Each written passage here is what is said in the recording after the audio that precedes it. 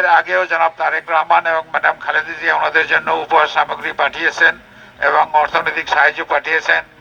আজকেও আমি ম্যাডাম খালেদা জিয়া এবং তারেক রহমানের পক্ষ থেকে কিছু উপহার সামগ্রী নিয়ে আসছি এখানে। আজকে জসিম আমাদের সারস্বত ছোট ভাই, আমাদের অত্যন্ত প্রিয়, অত্যন্ত স্নেহের, অত্যন্ত আদরের। তারা আমাদের দেশের দ্বিতীয়বার স্বাধীনতা আনতে গিয়ে ঘাতকের গুলিতে রক্ত এবং প্রাণ উভয় দিয়েছেন। আপনাদের পিছনেই তার কবর। অনেকে এর আগে কবর জিয়ারত করার সুযোগ পেয়েছেন।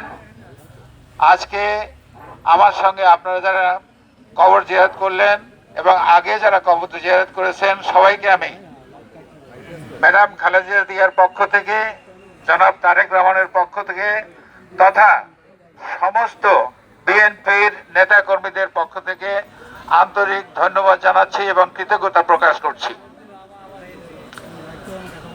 আজকে আমাদের ভাই জসিম নাই, কিন্তু তার পরিবার আছে। তার স্ত্রী, পুত্র, সন্তান, ভাই বোন, আত্মীয় স্বজন, বন্ধু বান্ধব এবং পাড়া প্রতিবেশী সবার প্রতি আমি আমাদের কৃতজ্ঞতা এবং দুঃখ প্রকাশ করছি এবং ধন্যবাদ দিচ্ছি যে তারা খুব সুন্দরভাবে, সুস্থভাবে এখানেই বসবাস করতেছিলেন এবং বসবাস করতেছেন। যাই হোক, হায়াত মওত আল্লাহর হাতে। আমাদের সবাইকেই যেতে হবে আজকে বা কালকে। প্রত্যেকের জন্যই কিন্তু সময় নির্ধারণ করা আছে। যার জন্য যে সময় নির্ধারণ করা আছে সেই সময়ের এক ঘড়িও, এক সেকেন্ডও এদিক সেদিক হবে না। যার জন্য যে স্থান নির্ধারণ করা আছে সেই স্থানের এক ইঞ্চিও জমি এদিক সেদিক যাবে না। ঠিক সময় মতো ঠিক ওই স্থানেই মালিকুল মউত এসে হাজির হবেন। আমাদের ভাইয়ের ইন্তেকালের জায়গা যেখানে ছিল, যে সময় ধার্য ছিল, ওই সময়ই উনি আল্লাহর পেয়ারা হয়ে গেছেন। ইন্না লিল্লাহি ওয়া ইন্না ইলাইহি রাজিউন। আমাদের সবার দায়িত্ব হবে এই পরিবারের, এই দুস্থ পরিবারের, এই অসহায় পরিবারের দায় দায়িত্ব আমাদের কাঁধে তুলে নেওয়া। আপনারা কি রাজি আছেন? ইনশাআল্লাহ, ইনশাআল্লাহ, আলহামদুলিল্লাহ। লম্বা এক মাসের রোজা গেল। আমাদের চলাফেরা এবং কর্মকাণ্ডে নানা রকম অসুবিধা ছিল।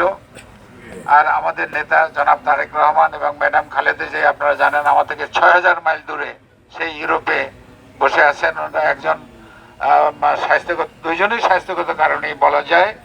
তবে সুখবর হলো ম্যাডাম খালেদা জিয়ার স্বাস্থ্য আগের তুলনায় অনেক ভালো। উনি এখন হাঁটাচলা করতে পারেন। তারেক রহমানের মামলাগুলো মিথ্যা মামলা। আপনারা জানেন তো, আমাদের সবাই পিছনেই অনেক অনেক মামলা আছে। প্রত্যেকটা মামলাই ভুয়া, প্রত্যেকটা মামলাই মিথ্যা মামলা, তাই না? তো মিথ্যা মামলাগুলো সব শেষ হয়ে যাচ্ছে।